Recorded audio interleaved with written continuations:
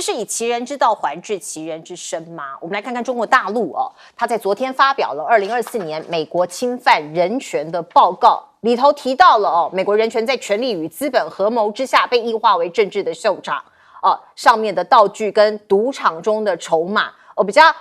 有趣的是，过去都是美国发布中国的人权报告，这可能是第一次中国大陆对美国发布人权报告。那我们来看看现在的美国的境况，在人权上面有灼伤吗？有被这个伤害吗？先来看看他们的首都华盛顿 DC 这个地方呢，川普在推动清理首都运动。在一个晚上就逮捕了68名的华盛顿特区的嫌疑犯那这些人呢，这个提出的多项指控包括严重攻击、袭警，还有拒捕。那我们也可以看到更多的国民警卫队的士兵现在前往 DC 这个特区，而且呢准备携带武器，因为过去我们看到这个其实美军有说这个不携带武器这应该是这个白宫说的，可是。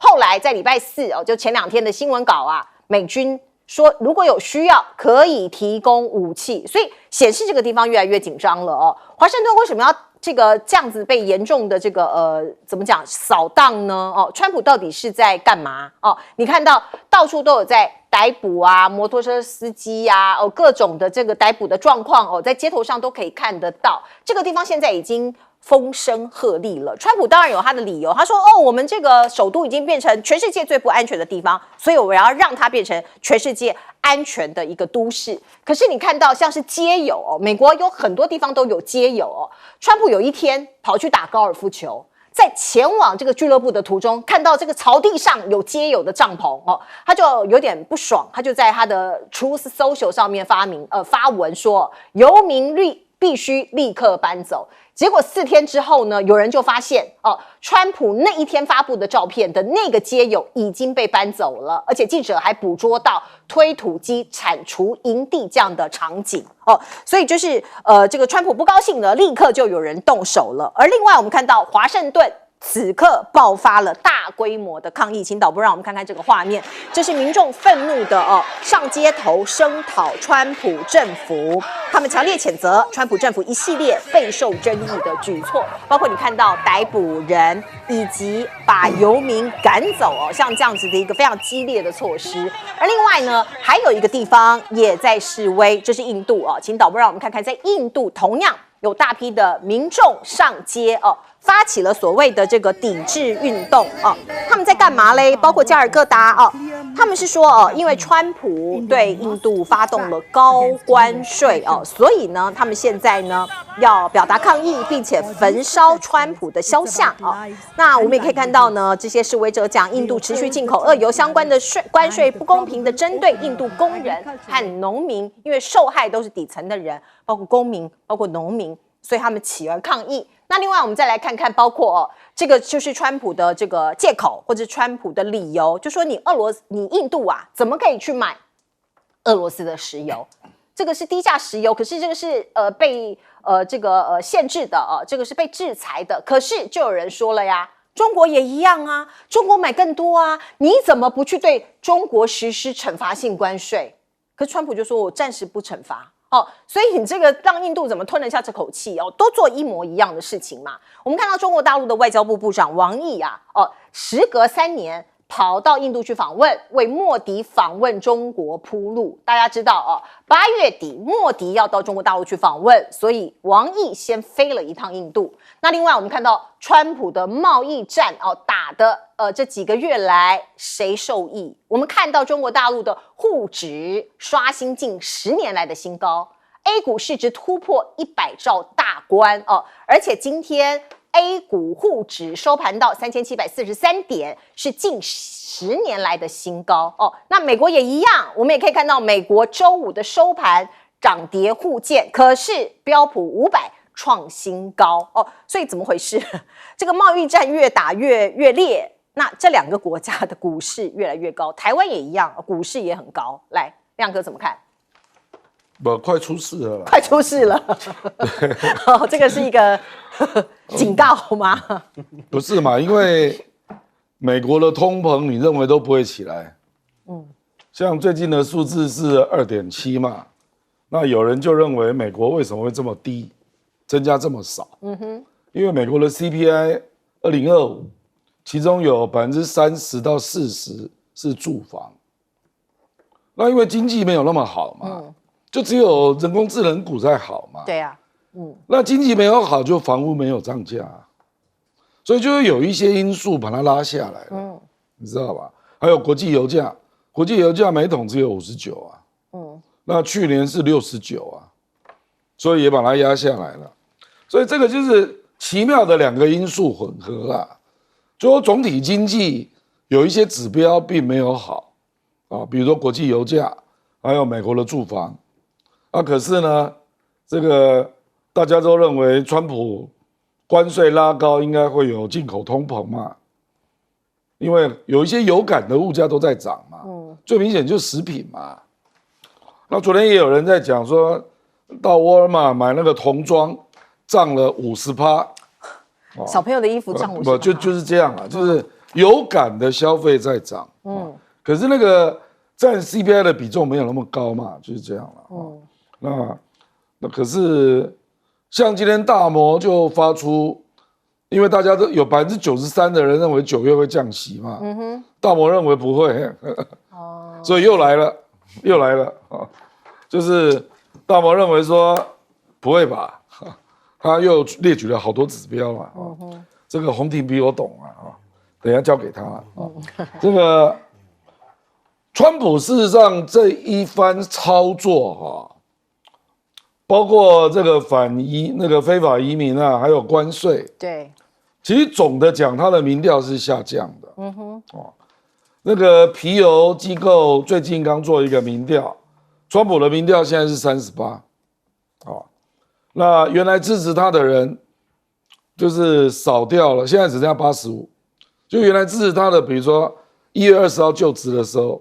支持度是95有人要投给他的，现在只剩下85，少掉哪一块呢？18到34岁，年轻人，从92跌到69，差很多，这个跌幅很大差蛮多的，那我觉得当然第一定是觉得就业也不好啦现在真的就业不容易然后东西变贵了我觉得陆续在反映了那至于他的经济决策，大概有55%的人是没有信心的啦。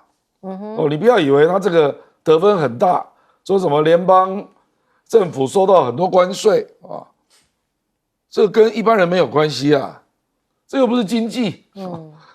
老百姓要的是生活变好嘛，或者成长率变高。那你如果去看国际货币基金，去年美国成长是2.8%。国际货币基金现在估计美国今年成长率是1.6%，然后明年是1.4%哪有好？所以我觉得他逐渐会开始看到有一些因素在反噬这个就好像华盛顿嘛，他这个就很政治了，就是华盛顿的治安实际上是变好，用实际的数据，尤其是持械的凶杀案，川普就认为不好他的感觉就是不好我觉得他就是故意在找题目啦，然后因为总统有这个权利可以执行30天，那之后就要交给国会嘛，我认为川普也没有期待要搞到30天他就玩玩看那引发了各种讨论嘛，那如果这样玩，外面的反应还不错。搞不好下一个就是纽约那会很可怕。不，我觉得他就是这种人纽约比较难要州长同意没有总统的那个调国民兵进来，他有这个权。但因为特区没有州长，所以他对了，所以纽约比较难。纽约比较难因为国民兵州长控制的。对。好，来请教这个将军。因为美国对中国大陆跟印度这一方面的这个经济的，我们所说到的，它这个经济上的制裁，它对印度硬税率25%、50%，对中国大陆还继续保持，还要再继续再谈。那为什么对印度硬，对中国大陆软？我认为有3个原因。第一个，中国经济体的体量大，中国经济它的国民总生产总共18兆美元，2024年。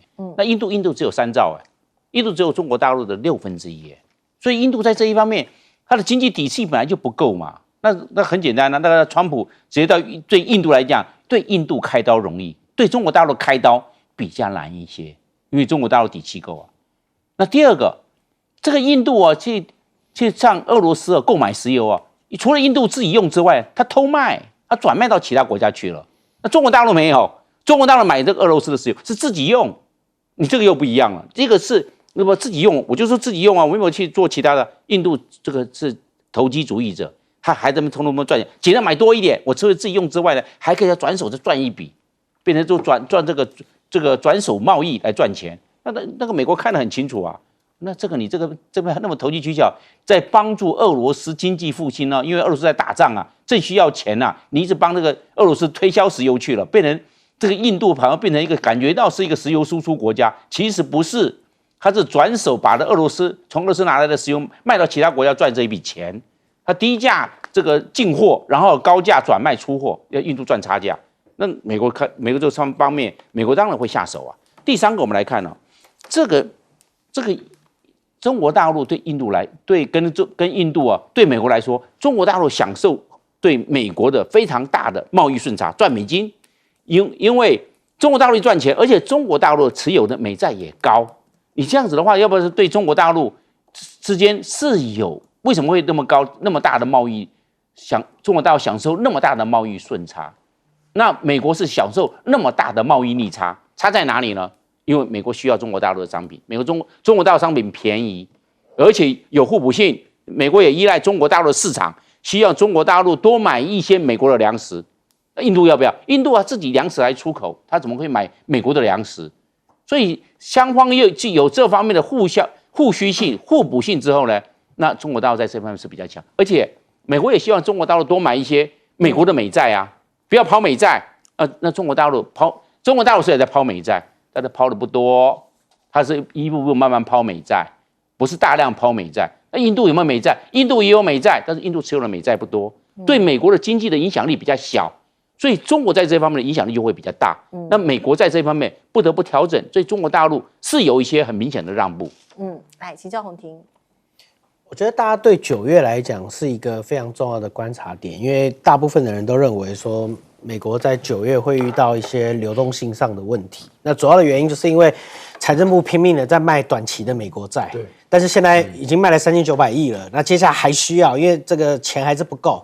那整个财政部的一般现金账户里面的钱也低于过去的水位，现在有可能会掉到3兆底以下。那如果3兆以下，市场的信心就会有一点不足。那再来就是说，过去大家在讲说2025年有可能会降息3码，结果2025年到现在1码都还没降。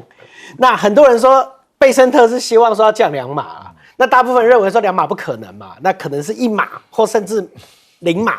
那如果是0码的话，市场不如预期，那就会有一些危险。但我觉得这也就是为什么你看川普在面对跟普丁的谈判上面，你有没有发现川普非常急于希望赶快让俄乌战争停下来？对啊，因为我觉得他认为就是说，如果在这边财政的问题没办法解决的时候，那如果俄乌战争这边我的美军的军备花费，我的高油价的这个状况都没办法降下来的话，那美国真的会陷入一个蛮恐怖的这样的一个的阶段。而且大家不要看到，就是说贝森特最近一直被媒体跟市场上问说，现在的美国有没有可能回到当年1930年代就大萧条，斯姆特霍利法案通过之后导致大萧条这个阶段？我认为当市场在问这个问题的时候，其实大家都已经有了答案。所以当然我希望就是说，川普这一次泽伦斯基有7个所谓的欧洲的这个巨头一起陪他去美国开会，搞不好川普也会提说，你们要不要一起来分担一些短期的美债？那我也建议就是说，如果我们真的要把关税谈下来，我觉得现阶段赶快去分担一些短期的美债，可能可以投穿川普的所好。我们央行已经买了90%，不够啦，真的还要再买。搞不好还有买长期美债嘞。因为我最近常常跟美国的一些智库的朋友在聊，有些朋友跟我讲说，你不要太认真的去看，就 overthinking 川普在做些什么。一个已经80岁的人，他有时候想事情没有那么复杂。你这有年龄歧视，没有78啦，这是人家跟我讲的啦，快80了啦这是美国的朋友讲的，不是我讲的。这样沈富雄会来抗议那他特别提到，我们觉得在这里面，就是川普这次动用国民兵，我觉得有2种可能。一种可能是这样，就最近有非常非常多各国的元首，甚至各国的这个一级部长去开会，可是每个人看到 DC 都是 homeless。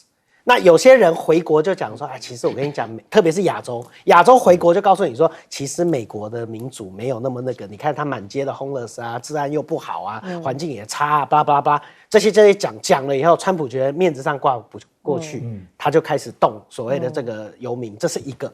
另外一个可能性是，最近 DC 确实发生了枪击案，那针对的是什么？是以色列大使馆。有2个职员受伤了，那大家知道，川普对以色列是非常非常的礼遇的，对，所以也有可能是因为这个样子，他做一个通盘式的这样子的一个 DC 特区的安全性，所以我觉得这2种可能都有，都很像川普啦，那就看社会大众觉得是哪样，但是动用国民兵确实不是常见的事情，对，只有 DC 特区是总统可以直接完全发号施令的，其他地方都要州长同意，但是确实，我觉得白人，特别是 MAGA 派是非常喜欢川普用重手去解决所谓的治安问题的，所以这某种程度上也在投他的选民的所好。可是回到经济，就像刚刚这个亮哥所提到的，为什么川普原本的支持者会慢慢的变少？最大的原因是，我觉得是大而美法案。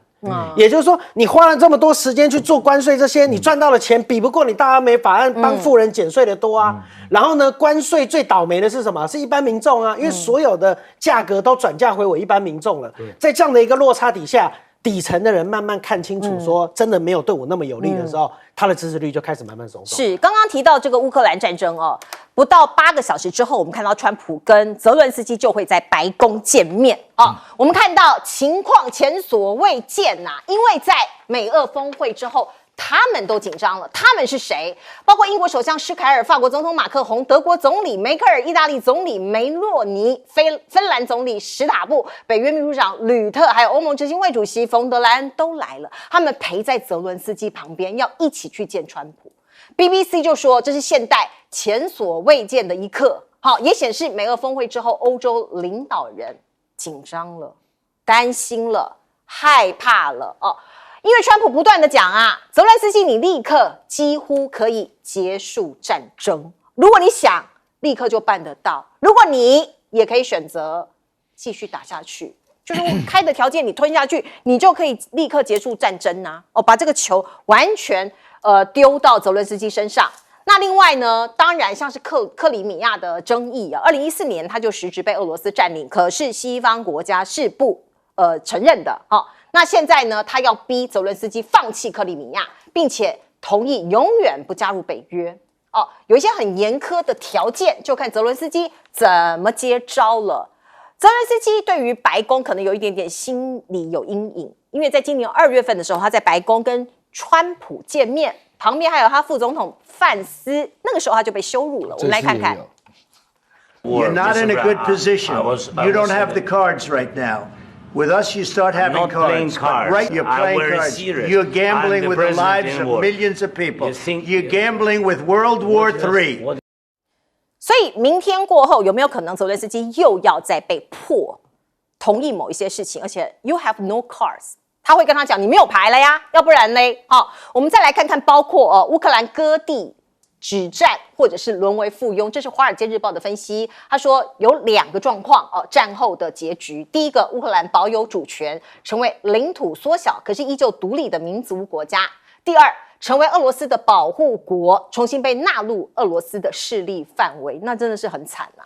纽约时报就说啊，普京拿到无限期的公乌通行证这个俄乌的高峰会这个俄罗斯跟美国的高峰会之后某种程度你就是给他打了一个通行证开了绿灯所以你可以无限期的攻占或者是占领这个乌克兰。因为其实在所谓的川普会之中啊2个人在讲话，同时俄罗斯的军队其实还是不断的在往前进啊，还在打仗。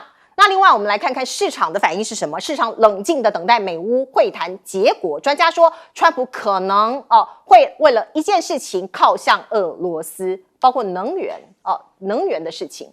那另外我们再来看看呢，川普的俄罗斯政策与乌克兰无关，而是与中国有关，这是 Fox News 说的哦。他说川普啊，他的盘算是要把俄罗斯拉过来一点点哦。让这个可能站在美国这一边然后这个他的目标是敲开轴心包括过去俄罗斯跟中国走很近这个轴心的这个合作在经济方面，这将减少俄罗斯对北京的依赖；在军事方面谨慎的控制对乌克兰的援助，足以支撑美国防线，以免耗尽美国库存或者导致局势直接升级。在外交方面，包括停火、降级局势以及与北京保持距离，这个对美国也有利哦。那俄罗斯哪怕只是部分的疏远中国，对美国来说它就有回旋的空间。而另外呢，普京说提到中国可能是未来战后之后对乌克兰提供安全保障的确保担保国之一，因为包括欧洲的国家，包括中国，可能川普也要把它拉进来，安全保证，这是泽伦斯基要的。来，请教亮哥。我在谈的同时，大家不要忘了战争还在进行，是，而且俄罗斯占的实际领土是越来越大，然后也看不到乌克兰有反击的能力所以我觉得欧洲人跟乌克兰要先想清楚了。那请问欧洲人愿意帮你打吗？所以这个如果没有成，你回去，你可能会再失去更多领土那这个战争，普京就川普就不管了。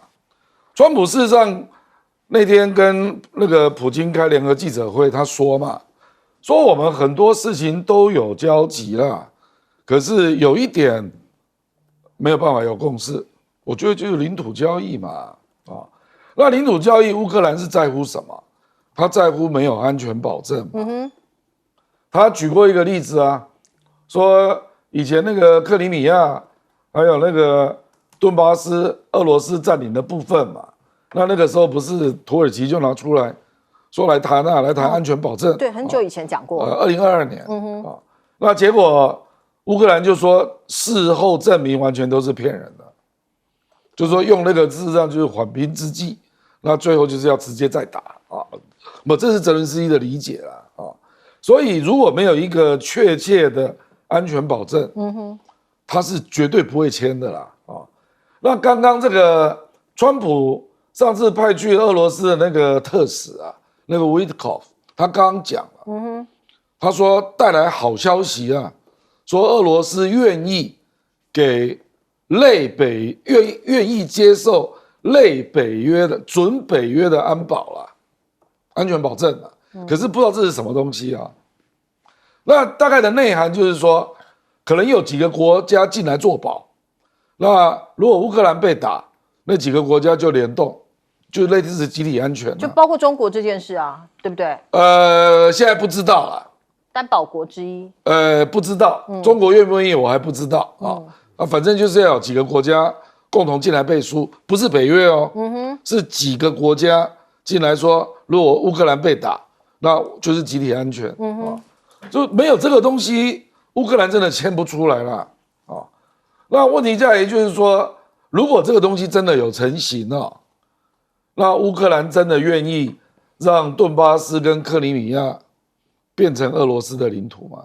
对，这也是一个，这个是普京的要求普京要的是国际承认对，我跟你讲就是国界要划到那里而且要承认，对，所以这个就是欧洲不能同意的部分因为欧洲认为二战的秩序如果这样就可以破坏那未来就有很多边界都是不稳定的，你知道吧？对，因为二战有很多边界都是重划的，是那波罗的海三小国最害怕嘛，因为他们曾经被兼并嘛那波兰是不讲话了，因为波兰是川普的好朋友他虽然很忧虑，可是不讲话。你没发现英国也不讲话吗？对，因为他也是川普的好朋友现在讲话最凶的就是法国跟德国那可是这两个国家，尤其是法国是最没用的德国还比较难讲因为德国人比较实在而且德国距离俄罗斯也比较近所以目前我认为是，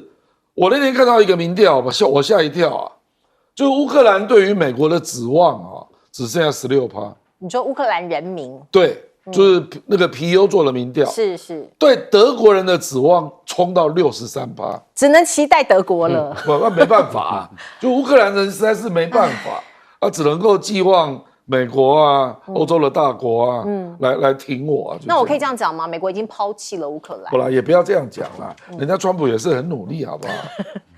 在讲场面话吗？我们进一下广告。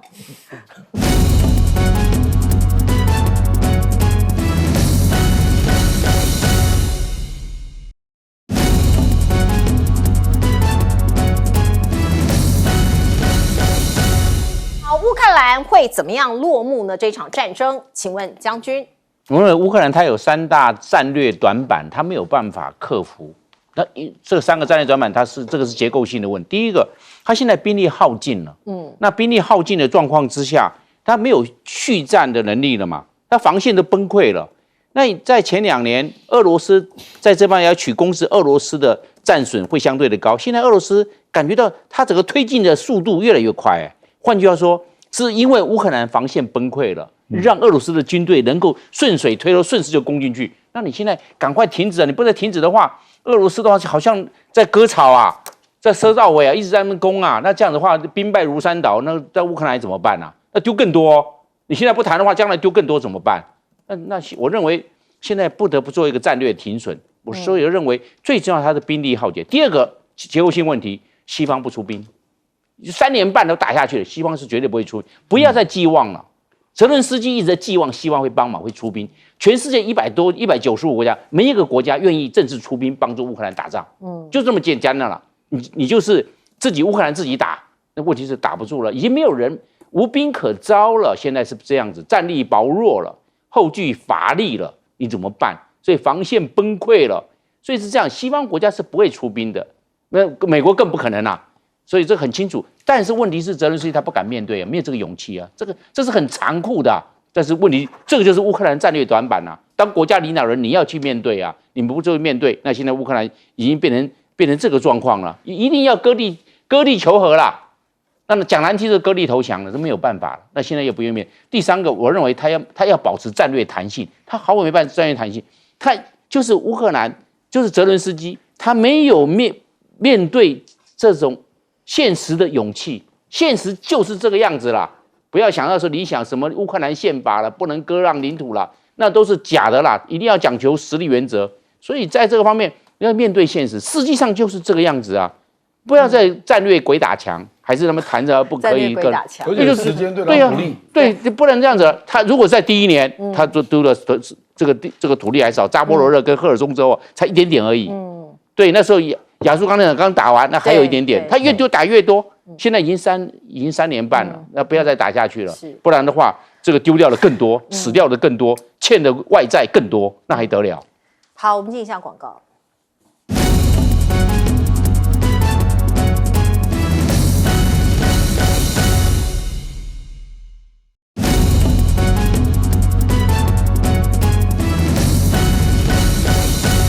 好，台北时间明天1点15分凌晨的时候，是川普跟泽伦斯基要见面谈。来，请教宏庭。我想欧洲现在一定非常紧张，因为大家看到就是川普跟普丁2个人之中，在这个整个会面的过程，我觉得有几件事情让大家比较出乎意外。第一件事情就是2个元首同车，那同车还有再来就是普丁离开的时候，克里姆林宫有公布一个画面，就是美军伴飞这个克里姆林宫的总统专机。那你想想看，这几件事情要有多大的互信基础才能完成？那我认为就是说，川普目前就是他的态度就是很明确。你看他刚讲就是说，如果你不停，那就要继续打下去。他的意思其实是，那你自己要继续打下去。所以这里面有几个关键的事件，我想3月31号《纽约时报》有做一个揭露，就是说，其实美乌在德国有一个联合作战指挥部，然后间接的造成了俄罗斯有所谓70万士兵的伤亡数字。这件事情我认为是一个转捩点，而第二，在6月2号的时候，大家不要忘记，乌克兰是不是大规模的把把俄罗斯的战略轰炸机炸得乱七八糟？对，我觉得那一件事情是造成美国跟乌克兰最大的分野，因为在3月多的报道里面特别提到，美军希望乌克兰固守现有疆域，但乌克兰跟泽伦斯基一直希望能够反攻俄罗斯。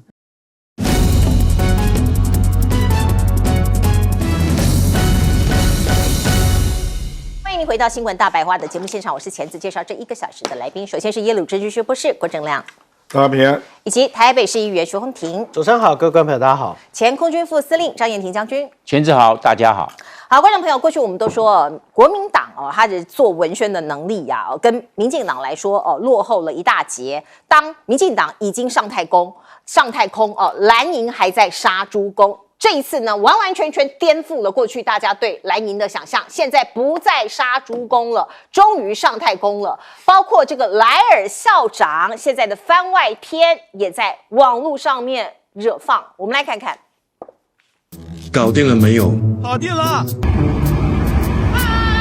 我还没上车啊！我还没上车。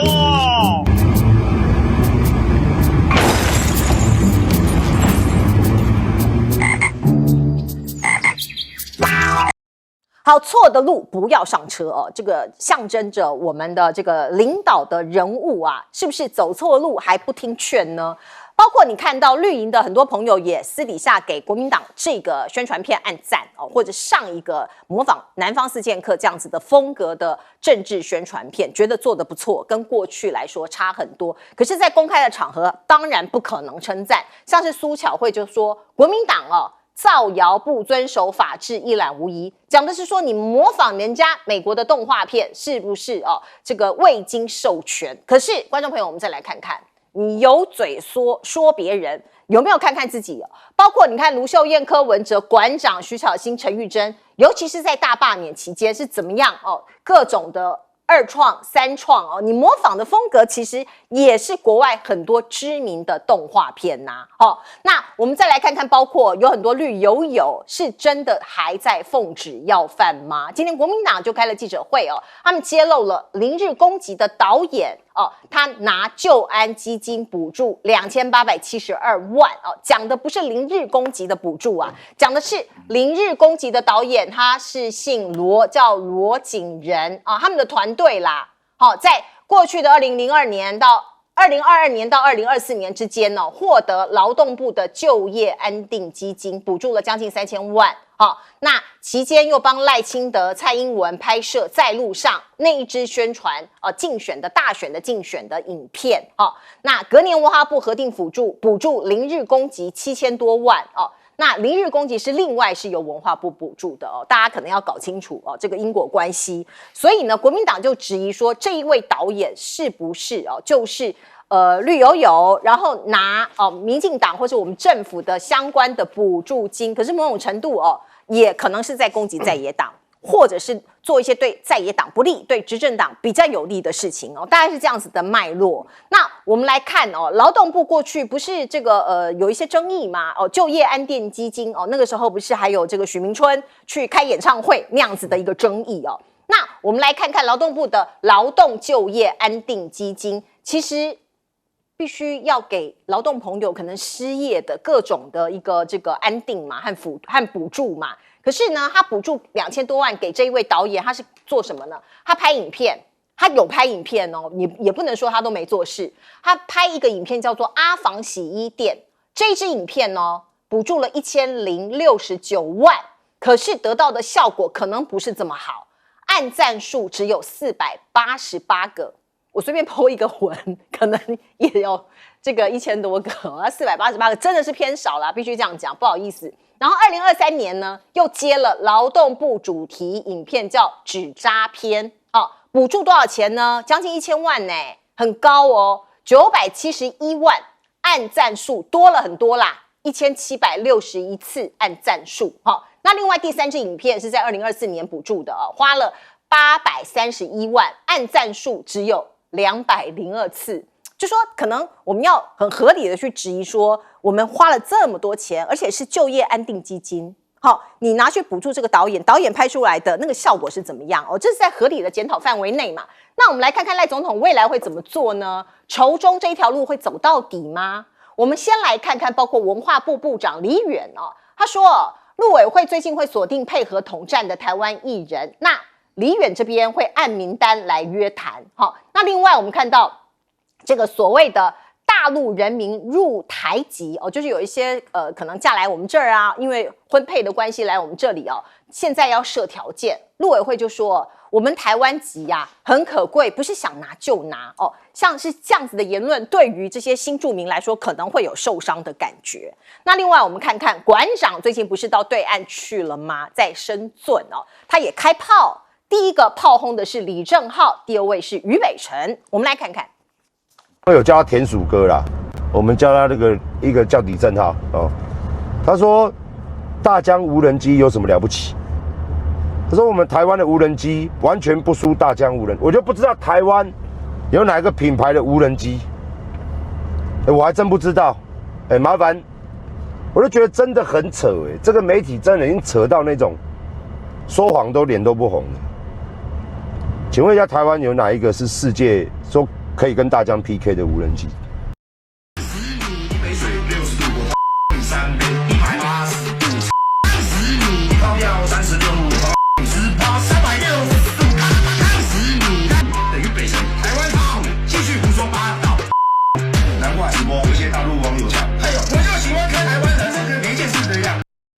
好，来，我们先请教亮哥怎么看哦？包括我们看到一些所谓奉旨要犯的事件，以及蓝营现在的文宣片哦，比起以前进步很多我觉得还是广义的民怨其实这个蓝营这些小编有一些我认识，你认识？他们也有以前也做过不错的可是最近越来越红。对，我觉得就是因为整个民怨越来越高了。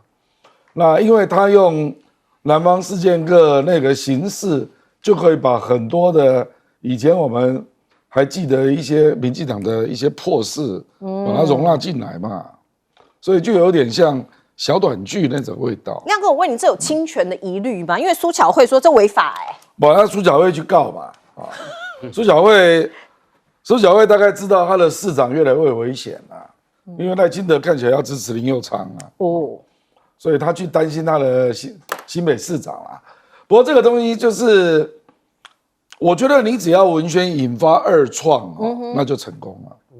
他引发蛮多二创的，因为这个格式人家蛮熟悉的，是很多人都做过了。那可是我觉得他们那个脚本还是写得蛮用心的啦。是那因为最近当然有人就会对霸团还有文化界。是不是有一些人就是拿钱嘛？所以在这次罢免特别用力我们市场也知道王宏威在调资料那我相信他一阵子他就会整理出来了。那如果你这些人出来搞罢免，都是因为你拿到政府的钱，那也太 low 了吧？就太 low 了那事实上我还看到另外一个类比说过去。拿政府的钱，那些文化界那个导演拍的短片全部加起来还没有他一支多，因为他一支2天就26万了。而且其实很多人在转发，应该不止，对，应该不止。我讲说前2天，对，就26万。我主要是因为他有一个大平台啦，是，他大平台就是国民党的平台，所以主要还是因为这个啦那我觉得。赖清德恐怕仇中是一路走到底了啦，没解了，无解你想一想，连最近给他一些机会，8月15号做一点表达，他就死不愿意他发表那个2战的感言中战从头到尾没有提到中华民国没有提到8年抗战胜利那还连台湾光复也不愿意讲，就讲中战。中战是日本天皇的诏书，就叫中战诏书嘛。连石破茂都觉得不妥，石破茂说中战不够精确了，就是败战。石破茂都承认，你还要这样，我觉得真的蛮丢脸的啦。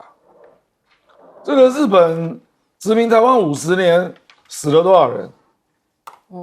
然后他就只记得他的八田雨衣，然后还在那边最近那个片子也被人家重新拿出来，说台湾人跟日本人就跟家人一样我的老天啊！这样的人怎么当中华民国总统？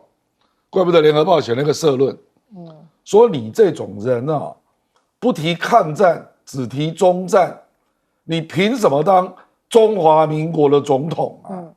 我认为这一次815，他把自己弄得更远了。我跟你讲，这个不是仇中哦，这个是彻底暴露出他的中国认同是0啊，就是他连中华民国都不愿意讲，真是可怕啊！这黄伟汉应该帮他辩护一下吧？黄伟汉以前写过一个脸书啊，说赖清德同时接受中华民国跟台湾很好啊。可是黄伟汉不是他的发言人呢。不，我是说他讲过这个论调嘛。那请问，那个8月15号赖清德这个姿态，他是中华民国总统吗？我觉得联合报的社论写得相当好啊。你连日本战败你都不愿意讲，中华民国是胜利国你也不愿意讲，8年抗战不愿意讲，只愿意讲太平洋战争。我的老天啊！太平洋战争是偷袭珍珠港才开始的，那是1941年12月8号啊。那之前1937年7月7号以来的那个战争算什么？对，怎么可怕成这样呢？其实他如果都不讲话，也比写这篇好。本来就是啊，还要故意写，我真的是看得有点火大呢。这是丢脸啊！你还好意思说你是中华民国总统啊？你要做全民的总统，做中华民国的总统，如果连这个都不承认，的确很多人是没有办法接受的啦。不过我们还是回到我们的这个议题啊，请问一下，洪庭算是在国民党也算是比较年轻的哦，那你是不是也给他们按个赞，还是你有什么意见？当然啊，就说其实我们过去就在讲嘛，就说政党其实如果它的整个的结构能够跟社会一致，那就表示说它能够沟通的跟社会是完全 match 的。对，那我觉得大家可以看得到，就是在这一次里面，那国民党这样的一个创意，其实某种程度上它出自于年轻世代。那因为年轻世代是看南方公园长大的嘛，你说像我好了，我都搞不好我都还在辛普森这一代，这个南方公园这一段已经还在我后面一点点，但是这个就是现在我们以人口数来讲，这个就是大家最大的共同记忆啊。而且你说，就像刚刚亮哥所提到的，就是说自媒体时代跟所谓的这个社群媒体时代，如果你能够创造出更多的流量，那就表示这件事情是成功的。那这样子的一个流量，它打到了过去国民党一直打不到的一个地方，我觉得是脆了。脆的地方它打得最凶、最精准。所以你可以看得到，就是说国民党找到了一个，就是说我要跟年轻世代沟通的一种方式。那我用你们所熟知的、你们的 lifestyle， 你们过去在生活中你们所看到的这些影片，我来做一个二创，然后来做一个比喻，就是说我们最常讲一件事，影片要获得共鸣，最重要的一件事是什么？要有代入感。像零日攻击这一次就没什么代入感，所以我看了我都觉得到底在拍什么鬼东西，看不懂。对，那代入感这件事很重要。那代入感之后，就像亮哥所提到的，如果更有 feel， 就会做什么二创嘛。对，所以代入感之后再有二创，那就表示这是一个成功的这样的一个影片。那我倒觉得就是说，不用那么认真的去看什么违法这件事情，因为美国自己做这件事情做的很多。那你今天在做二创的时候，你只是模仿它的格式，你不是拿它原本 original 的影片来做修正。如果你是拿它原本的，那可能还有版权的问题。但你如果是用形态这件事情，你只能说它是一个模仿。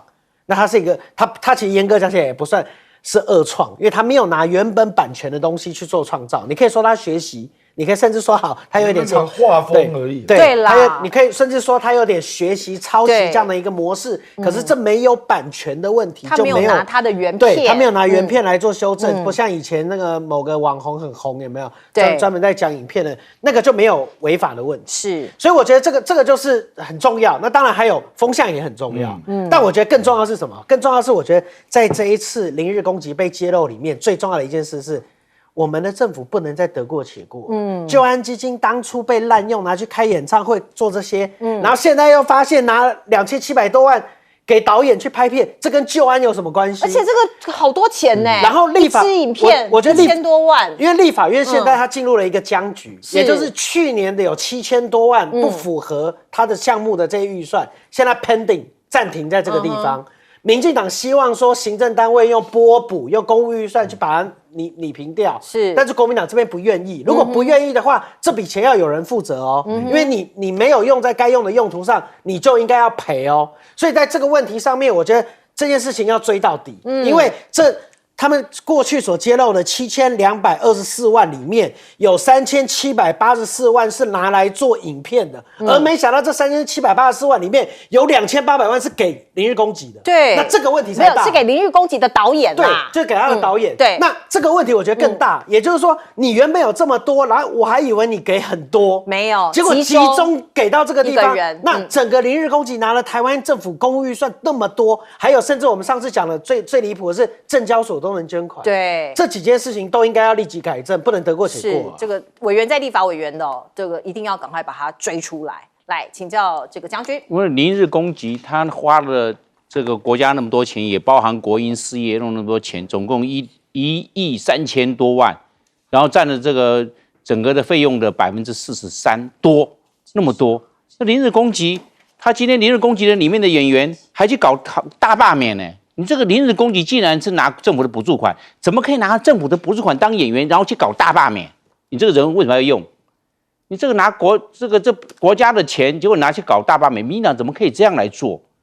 那这个非常荒唐的事情呢。